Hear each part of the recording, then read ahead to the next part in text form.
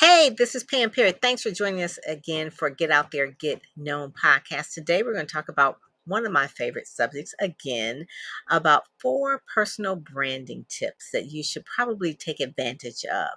And it's one of the things that we're talking with someone that is from the down under. They are a little bit far away in a different time zone and all that kind of stuff. So, we're going to be talking with Lewis in the next few. So, right after this, we will be bringing him back and talking about the 4 branding tips that you should incorporate right now in order to get out there and get known. Thanks for joining. Welcome to the Get Out There and Get Known podcast. Join Pam Perry, veteran PR strategist, Emmy award-winning producer and publisher of Speakers Magazine, who will show you how to crack the code in getting out there to get known.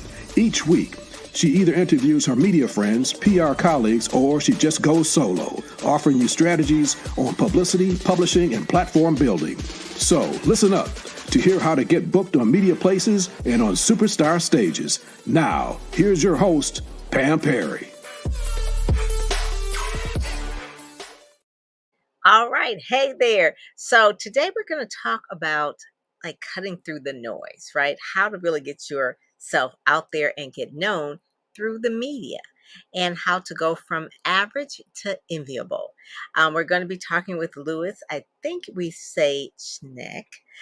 He's really built a global network over the past few years, and he's committed to helping businesses and brands and entrepreneurs grow their own brands and get more exposure through digital media and PR. He's passionate about helping executives find their competitive edge and sharing their unique and impactful stories through the use of social media and public relations. He's worked with over 500 industry leading clients. His goal is to shine a new light on the underrated value of PR. So you know why I had to have him on the show. We kind of talk the same language. So, sometimes I interview my media friends and sometimes my PR colleagues. And so Lewis is like one of my new besties, business besties here.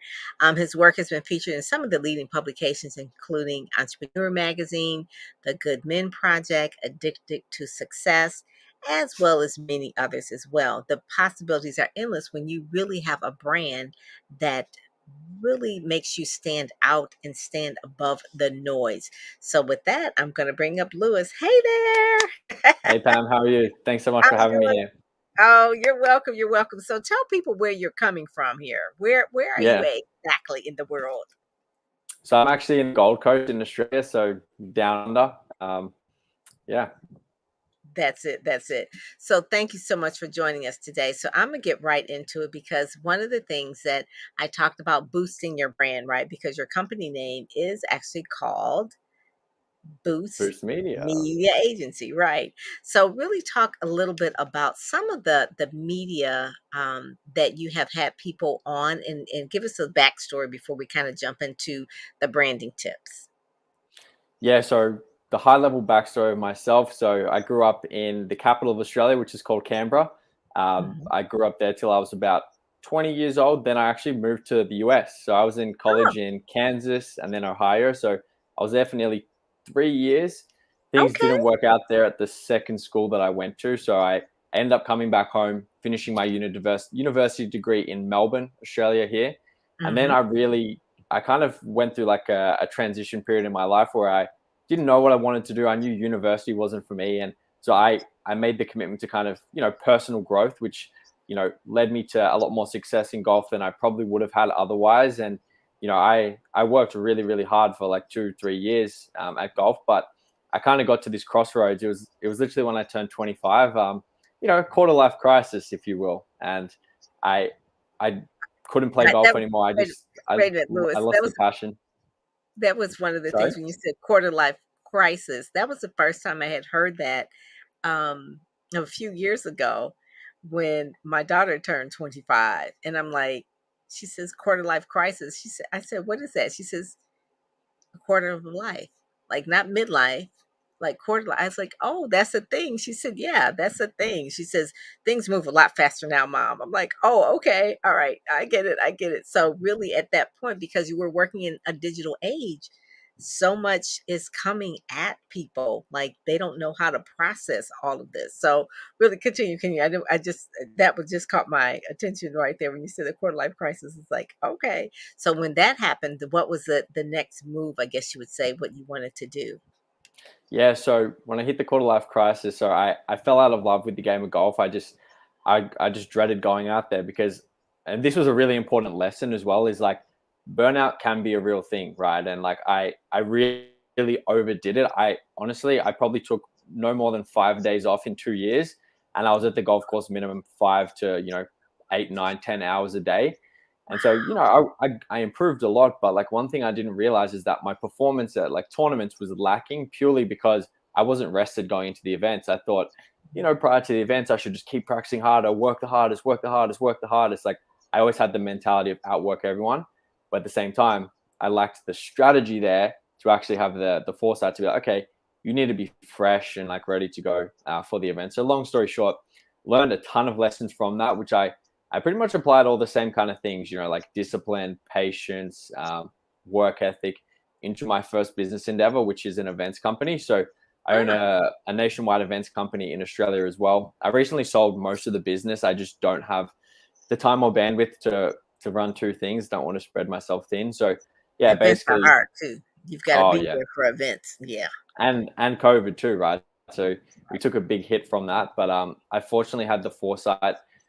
I was presented with a really good opportunity. The way that I kind of fell into PR was quite interesting because I started my events company. I had one of my best friends who he lived in Canada and the US, and basically his expertise was building sales teams, and he had an opportunity at a PR firm. I think they were based in Oregon. And anyway, Okay. he's like, do you want to like, learn some sales stuff and like be a sales rep for me for this company? And I said, yeah, man, like, why not? I'm open to opportunity, right? So I was doing that in the events. Long story short, of course, I'm not going to name names, but the guy who was running that company, I just did not like the way that he operated the business. And I knew that I could do the same thing, but way better. So I was like, you know what? I didn't have any contracts with the guy. And I was like, I'm just going to go and do my own thing. But it was the first real time like that I'd been exposed to the power of like the media. And I was blown away. Like I was like, I remember the first time, and I'm sure you can probably relate as well. And for anyone listening, if you've never had your first article, the feeling that I got when I was published somewhere for the first time, I can't remember where it was. It was one of the most incredible feelings that I ever had. I was sending it to all my family, my friends. It was like a very validating experience. And so it's cool to It is. bring that to people at scale. That is really, that So is one that of was the kind of the things. background. Yeah, I love that because it is a power PR is something that really can shape you and positions you in the marketplace. One of the first front page articles that I got for a client I was working for was the front page of the Detroit Free Press, and it was for a Christian camp, and they got on the front page of the Detroit Free Press, and it was a game changer for them because they raised so much money. The awareness came up with the good work that they were doing, and then because of the good work that they were doing, more people knew about it. And they actually, from that one article, raised all the funds they needed to send all the kids to camp. And I just remember that's the power of PR. And it really came out of relationships because I used to work for the Free Press probably about 10 years before, and some of the same people were there. And so when I picked up the phone to call the particular reporter, I will say her name, Cassandra Spratling, love her. She's retired now.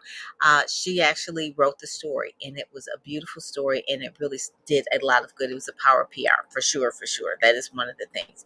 So outside of the PR, the thing that people have to understand is media, it's radio, it's television, it's print, and really print can really translate into Google. So explain how PR and the SEO and the Google all kind of blend together. Yeah, good question. So the way that I look at, PR, so we mainly focus on digital PR versus print. Mhm. We have done print for a few clients, but obviously the power with, press and articles that rank in Google is that not only do you get the exposure to the audience of, say it's Forbes magazine, you also get that SEO power, whereas you can rank for a certain keyword. So let's say you wanted to rank for, let's say you're a speaker, right? It's like, best speakers to book in Kansas, right? And then like you can rank articles for that keyword, right? So it's like, for myself, I have articles in there like, the branding tips, and you have them in there and people will see them when they're searching for it, and they might be compelled to, follow the call to action and just like, schedule the time to learn more. So it's a way to also like long-term generate business and leads on a slow, consistent basis by just having that content there. And then lastly, there's obviously the ways which you can leverage PR amongst your own network. So there might be potential clients that, if they've been in the pipeline for a while, there might be, people who just follow you and they like your content. And then like several of our clients, they've then been featured and posted the article. And that's been the thing that's compelled people to take the action and, go ahead and work with them or, do business in some capacity. So yeah, it's those kind of three key things are the things I really like to highlight and leverage for all of our clients. Yeah, it's all about Google. I always tell people, I said, if you're not in Google, you don't exist, right? So you don't exist, at least not to when people Correct. are going on their phone to look for you. And it's like, oh, they don't exist. We have to be able to Google you. And so that's part of the branding that I want to talk to you about how to really use that and what are some of the tips for branding. And one of the things that you talk about is for a branding tip. And the branding, first, let's explain a little bit, Lewis, what branding is. What does branding do for a speaker, author, or a company or organization? What does it do personally for a person when they say you have a brand? What does that mean to you? Yeah, good question. So I was actually scrolling through LinkedIn the other week and I saw this post that came up, and this was a really great definition that I've never heard for. Everyone kind of understands marketing, but it's like, what's the difference between branding and marketing, right? Right. And so marketing is asking someone out on a date, right? But Mhm. branding is the reason that they say yes. So that being Ah, said, the brand is the way that you present yourself to the world, right? So it's like how you kind of show up, what is like your kind of key messages, how you can serve people, and ultimately, yeah, just showcasing you as the person. Because there's tons of businesses out there that have been really wildly successful without the founder showing their face. But now in the digital age where everyone's on social media, TikTok, LinkedIn, Instagram, people want to see who's behind the business. And so yes.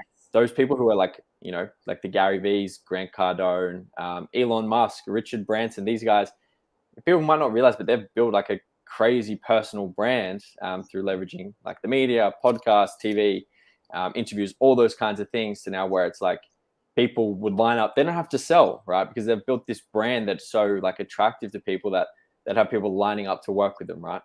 Yes, that's really key. I think about a lot of the media that are brands as well. So in our community, there is a Radio One was started by Kathy Hughes. So Kathy Hughes and Radio One are very similar because people love Kathy Hughes. Or there was Earl Graves who did Black Enterprise, and so people loved Earl Graves. He was the brand. Susan Taylor was the publisher of Essence magazine, and she became the brand.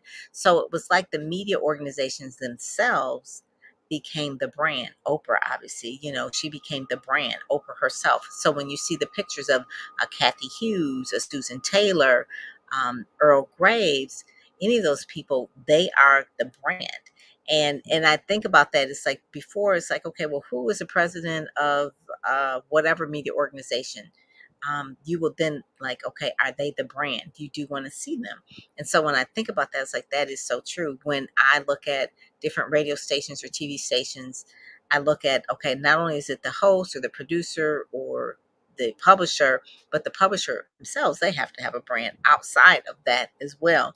I remember Success Magazine, Darren Hardy, he became the brand, right? It was like Success Magazine. Yeah, that's a media outlet, but then also Darren Hardy was also, he was a personality. And so he spun off and wrote his own books, and he has his own brand. And that's the thing about the brand. It is their personality. So one of the things you talk about in your tips is that the first thing that people have to do is be authentic. So when we say authentic, what does that really mean? It's like, okay, do I just show up any kind of way and it's like, hey, this is me, take it or leave it? What does authentic mean when they say, okay, you got to build a personal brand? What does authenticity mean? Yeah, good question. So there's obviously tons of definitions, but the way I define it is just showing up as yourself, right? Obviously, there's people that say you got to post a certain way, you got to do this and this, but like, like a ton of people, like for myself and a lot of people I talk to, it just doesn't feel authentic. They feel like they're being someone else or they're modeling someone else's content for the sake of just putting it out there versus like, what's something really authentic to me, right? And like, what I think that comes down to is like, one, being vulnerable. and like just Hmm. sharing stories that kind of showcase you as a person and maybe a bit of your Yeah. journey. Because like the stuff with the branding and, you know, the media outlets, it's essentially, I believe that the reason why people gravitate towards personal brands is because we just crave the human connection, right? Yes. People don't Yes. care about a logo. They're like, No. they see a logo walking down the street, they're not going to say, they can't talk to the logo. They see the founder, it's like, oh my god, like, you know, they have that connection. So Have I a think it connection. comes down to, you know, just being your true self and, you know, showcasing things that highlight your strengths and not being afraid to be a little vulnerable. Yeah, I see that really happening with someone that I followed on social media, Tabitha Brown, and she's very authentic. She speaks into the camera. She has that vulnerability. She's been featured in New York Times, and she was just on the Ellen show just last week. And she's a vegan. She talks about vegan cooking and things like that. But it is when she is excited about something, you'll know it. When she's sad about something, you will know it.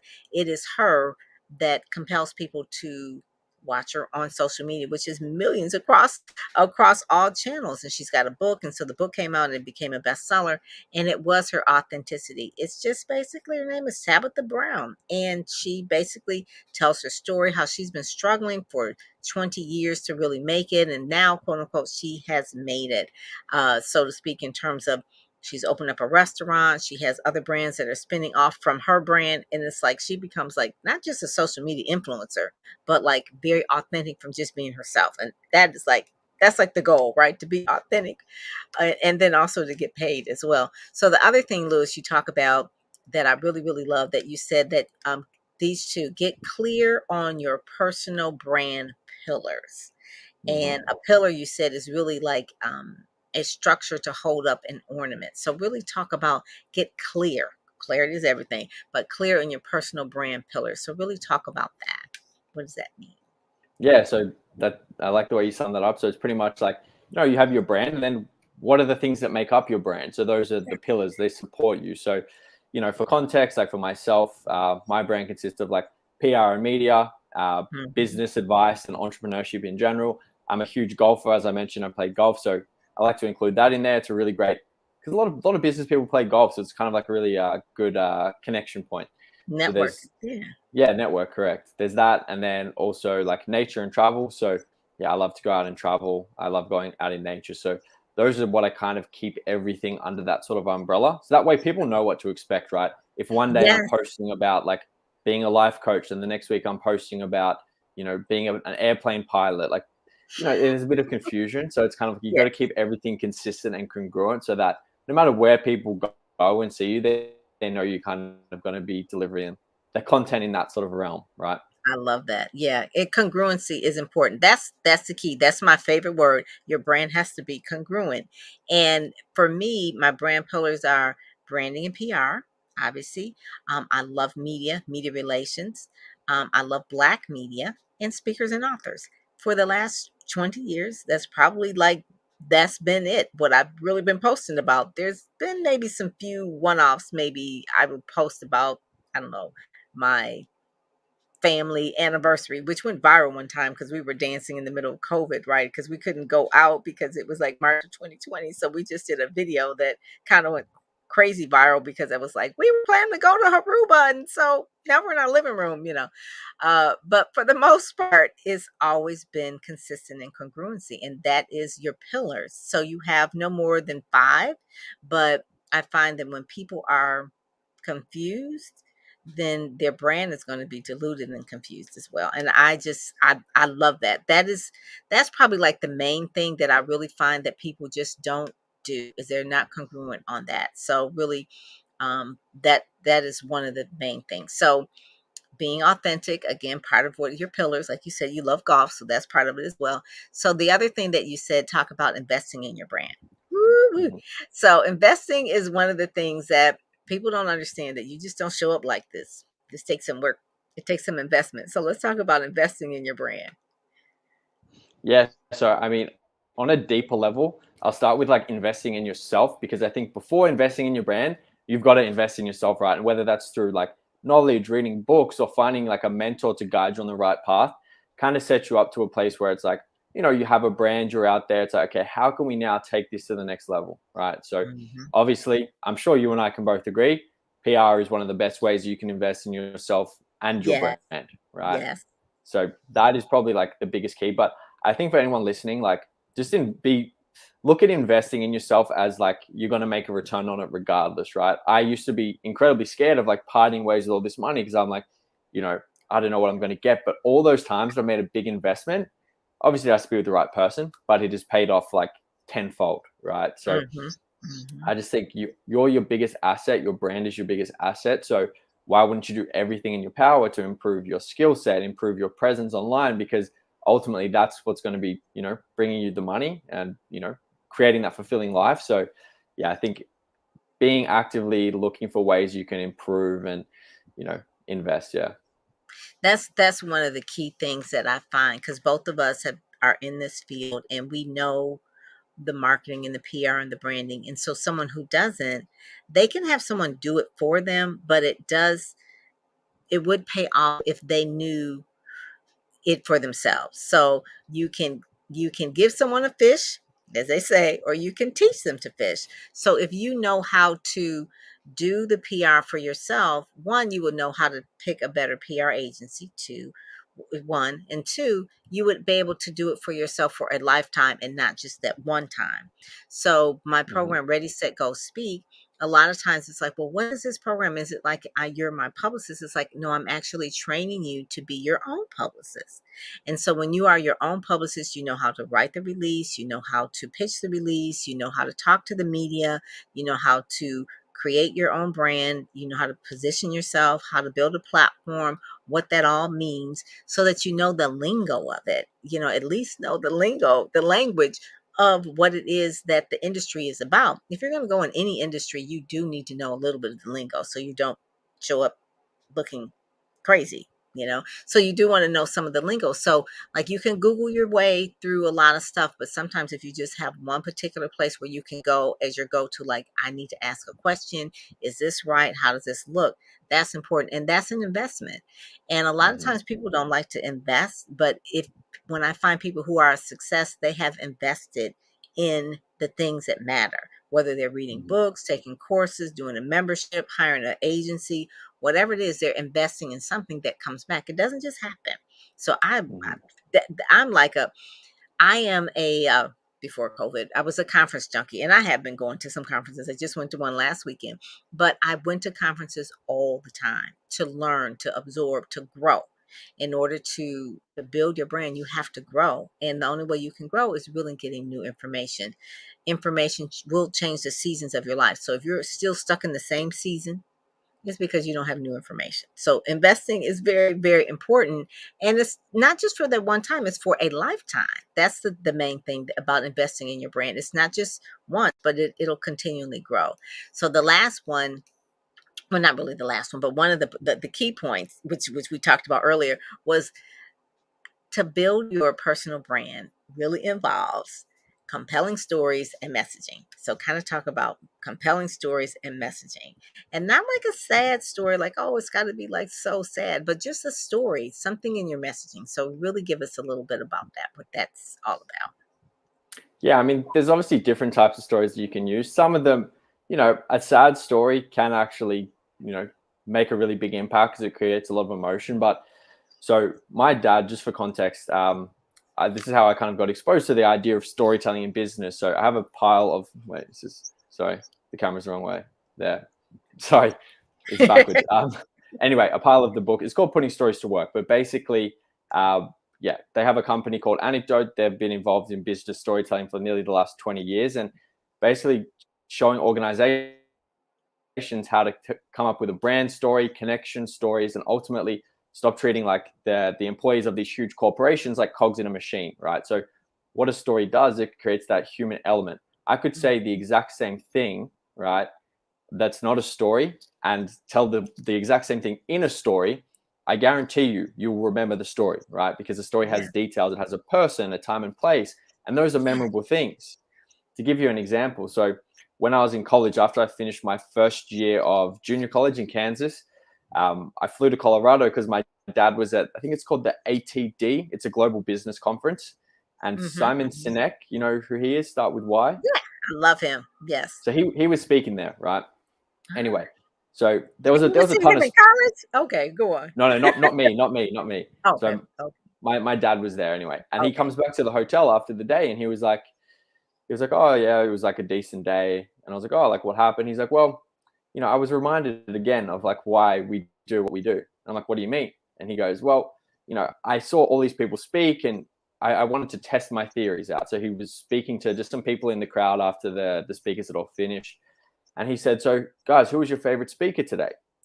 And they all said this one same guy. Let's say his name is Jeff. I have no idea what his name was, but anyway, apparently Jeff had this like really fancy slide deck. He had this like three-piece suit, this nice watch. He spoke incredibly well. He sounded so smart, right? And my dad goes, "Oh, cool. Like, yeah, he was pretty good. Like, what was like one of the things that he spoke about?" And no one could remember a single thing that he spoke about, right? And then he asked them, so do you guys remember Simon Sinek, like what he talked about? And they're like, oh yeah, he spoke about how like his daughter went to get a loan from the bank or, you know, something like that and couldn't. And so the point I'm making here is that like Simon Sinek used the story versus the other person just tried to spit all these facts and sound really smart and use like complex language. So ultimately, what we're taught in school in that sense doesn't really get us anywhere, right? But if we can create a story, we create something that's memorable, right? Because emotions, memory, the most emotional times. If I say what's the most memorable thing in your life, I guarantee you it's going to be some kind of thing where you felt a big emotion. So it's like Mm-hmm. Mm-hmm. trying to tell your story and stories about different things in a way that invoke emotion in people, because that's ultimately how they're going to remember you and how they're going to make that connection with you. Yeah, and people do need to make that connection, and it's like in the Bible. I mean, Jesus spoke in parables, which is basically stories. He could give you a whole lot of stuff, but really, he tells it in parables and stories. And so that's one of the things. Telling stories is important for speakers to know, to build your brand. Authors, they can tell you about the book and tell you all about the facts in the book, but they can really just tell you about stories from the book. So it's storytelling and messaging. When people are going on a campaign, they're getting elections and that sort of thing. Their campaign manager will sit down with them and say, "This is your message points. These are your messaging points." So when Barack Obama was running for the president, what are your messaging? What's your messaging points? And so yes, we can, and that was always like the main thing. And he just really had the messaging points of what his campaign was about. And so it's the same thing with your personal brand. What are your messaging? What are the stories that you're going to tell? If you notice any great speakers, whether it's Tony Robbins or Les Brown, they have their stories that they tell. And it's almost like Mm-hmm. a concert in a way. Like if they were to come to speak and they didn't tell that story, you'd be mad. Just like someone who, is like a singer and they don't sing your favorite song, you'll be mad. Correct. It's the same thing with speakers. It's like the very high level speakers, those that are like I call like the top level speakers, they have these particular stories that they have perfected and told, and we love hearing them because of the connection that we get from them. So that is really like the main thing. So yes, it is so important. So I know the importance of messaging is really, really important. And then just our interview, just knowing a little bit more about you, I'm going to remember the things that you said, obviously to build a personal brand, but also really talking about the stories of getting to know Lewis, the things that, like you said, you were actually in the Midwest. You were here in Ohio, you were in Kansas. So I'm in Michigan, right? So I'm in Detroit. Mm-hmm. So this is like, you were in my area. You were in the Midwest area. So it's a different thing about the Midwest people that you probably have figured out a little bit about by being in that area. It's like, maybe that's why you went back to Australia. No, So, I mean the people were the best part of it, honestly. Like, because nothing against Kansas, but I got there from living in like a city in Australia to going into a small town in Kansas, and it was like a bit of a culture shock. And I almost was like, what have I gotten myself into? But like, it didn't take long to make friends, and like, no matter yes. like what, it's always the people that make the experience, right? Like, Yeah. it doesn't matter about the place. If you're with the best friends and like you make really great memories with the people, that's what you remember, not, oh, it was just a small town with lots of cornfields, right? There, yeah, and there was a lot of cornfield, probably in Ohio as well. I remember one time I was taking my Probably. daughter to a college in Bowling Green. It was in Ohio as well, and she didn't want to go there because on the drive there, she was seeing parts of it that she didn't really want to be there. She said, there's nothing out there. It's just cornfields. I'm like, oh my God, she ended up going to Michigan State.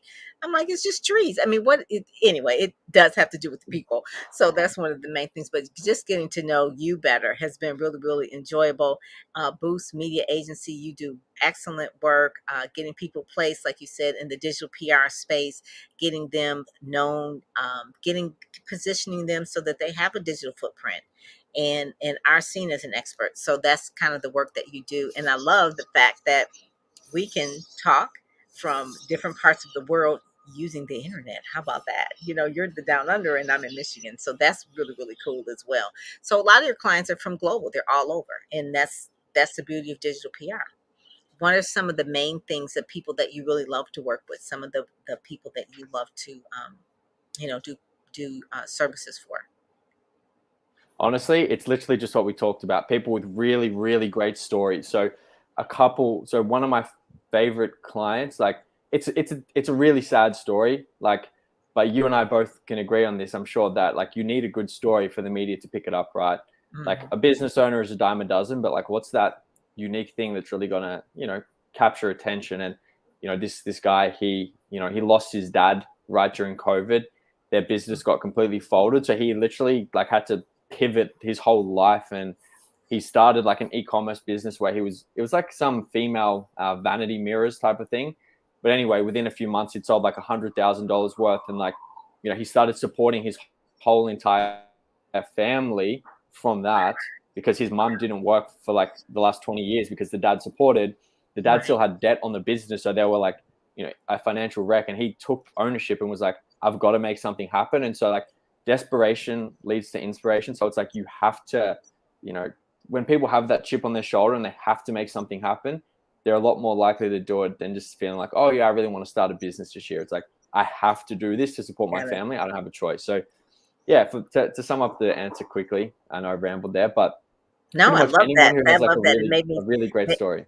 It just made me think a lot of African Americans are like that. They don't have the bank loan. They don't come from a silver spoon. They have got to make it work. So desperation does lead to inspiration for sure. Creativity will come when there is no cash. Okay. Mm-hmm. So I love that story. And I'm like, well, those mirrors? Okay, let me find out about those mirrors. You got to let me know about what kind of mirror that was. Yeah, but they're really cool, actually. It's like they got like the LED lights. Like I'm sure you probably have a light behind the computer, but it's got that on the mirror, so you can just like have it in your room, and it's got the perfect lighting and stuff. It's a pretty smart idea because it's quite viral, because all the girls want to share their photos in those mirrors, because they're in the perfect lighting. And yeah. Okay. Yeah, because listen, I just have like the basic one. Okay, it's the dirty one, but this basic one, like I would love to have the one with the LED lights. Okay. Yeah. I digress. The LED lights one it'll blow it out of the water for sure. I love it. I love it. So, Louis, thank you so much for joining Get Out There, Get Known podcast today. I just really enjoy speaking with you and what you are doing for your clients and everything, but working with entrepreneurs and working with those that want to get out there and get known is really important. If people want to know more about you, they can go to boostmediaagency.com, the .com there, so that you can boost your brand. That's one of the main things. It'll help you boost your brand and really just help you get out there and get known. And so thank you so much for joining us. People can go to that site and have a conversation with you and see how you can work it out for them. Sounds great. Thank you so much for having me, Pam. I really enjoyed it. All righty. So thank you all for listening to Get Out There, Get Known podcast. Make sure that you subscribe. Make sure that you share, and make sure that you rate. Give us a 5-star rating on Apple Podcasts or wherever you're listening to, so that other people can find the podcast as well. We try every single week to bring you the best people who can help you get out there, get known, whether it's media, PR colleagues, or even those that are doing it themselves, and they give you their tips as well. So with that, I am Pam Perry. Thank you so much for joining us. And remember to go to ReadySetGoSpeak.com. You can try the program out for 7 days for $7. And it's everything that you know in order to get you ready, set, and to go speak out there in the media. So with that, I'll talk to you later. You've been listening to the Get Out There and Get Known podcast, brought to you by PamPerryPR.com, where you'll get insider tips on how to build your platform, pitch the media, and promote yourself with confidence. Head over to PamPerryPR.com and get the exclusive video training on the 7 must-have marketing materials you need before you pitch in order to be considered in media places or superstar stages. PamPerryPR.com, where we help you shine like a superstar.